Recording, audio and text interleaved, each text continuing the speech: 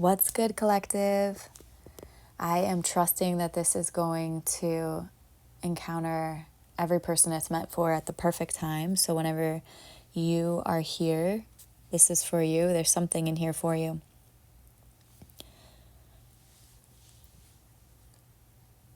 So the very first question that I was presenting was, what does the Spirit want to share with us? And show mercy. Like, have mercy, be merciful was one of the first cards. Followed immediately by guard your heart. Though, it's like do both of those things at the same time. Don't self-betray, self-abandon in the name of, being gracious or merciful. Such an important distinction. That guarding your heart is also your responsibility. And when we are repeatedly programmed to believe that we don't deserve it, that subconsciously tells us that we aren't worth much. So therefore, self-betray, self-abandon for the group think, and give grace and rescue everybody and give a percentage regardless of where you're at or what you're going through or what your revelation is.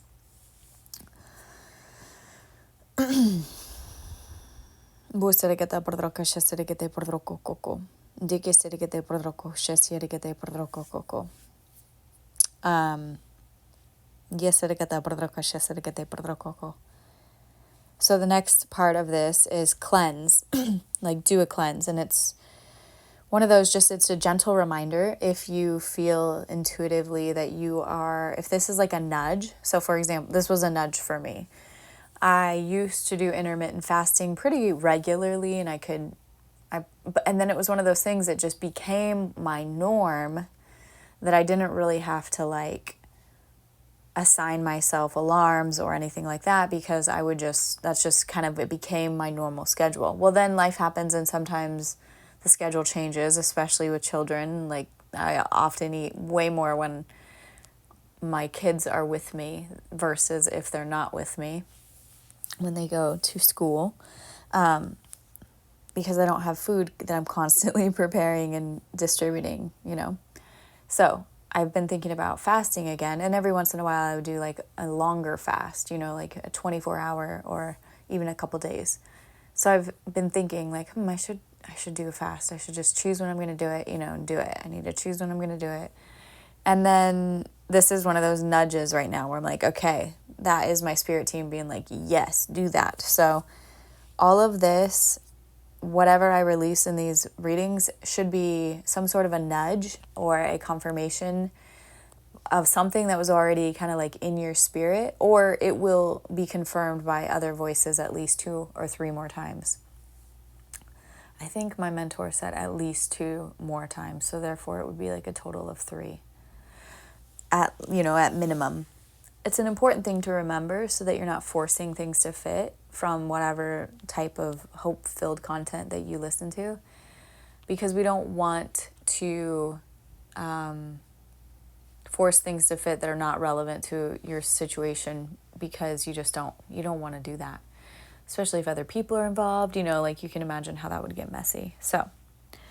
So show mercy. So how we are to deal with what's going on right now in terms of what we have in front of us, in terms of interpersonal relationship, business, love, whatever it is.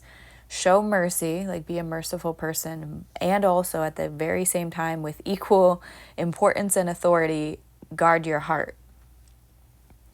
Do a cleanse, cleanse your physical vessel via, going on a fast. Definitely do whatever other things you do as energetic space cleansing, so that you can hear more clearly, think more clearly, see more clearly. Maybe you do zeolite or some sort of a tea, that can be, cleansing, a cleansing detox tea There's so many different ways. So pick the one that resonates with you so that you can kind of like sharpen your antennae. I don't know, but I think you know. And then the next thing that came out was Cattle on 1,000 Hills. And what I heard was, I was kind of like seeing what it would require to take care of cattle on 1,000 hills. Like, that is no small undertaking, you know? And I was kind of hearing like, so if you're asking for this level of the thing, you better be aware of what it's going to involve. It's something that I consider with myself regularly when I'm saying that I'm manifesting, millions, and I don't just expect it to like magically appear out of thin air, although I am open to that, just for the record. But really what I understand and what I see it happening is that like ideas will come to me, goals will come to me that break down into steps that then I put into action, and that action is the momentum, that the actual physical body vessel action in conjunction with the idea.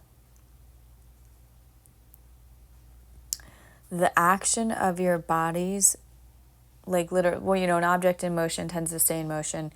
That kind of idea, like that motion that we create through activity, along with the thought form from the brain, that's like emitting frequency with momentum, I guess, with the catalyst, that keeps it propelled in motion.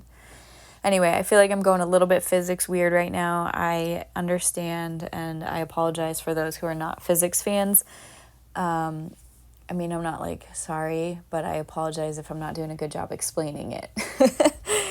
But the point is, a cattle on 1,000 hills, that's a pretty big responsibility. Are we in a place where we're really into the idea of maintaining whatever it is that we're manifesting? We really ready to receive the blessing, because the blessing is going to come with a truckload of responsibility. So be specific in your manifestation, like statements and your scripting paragraphs. Like,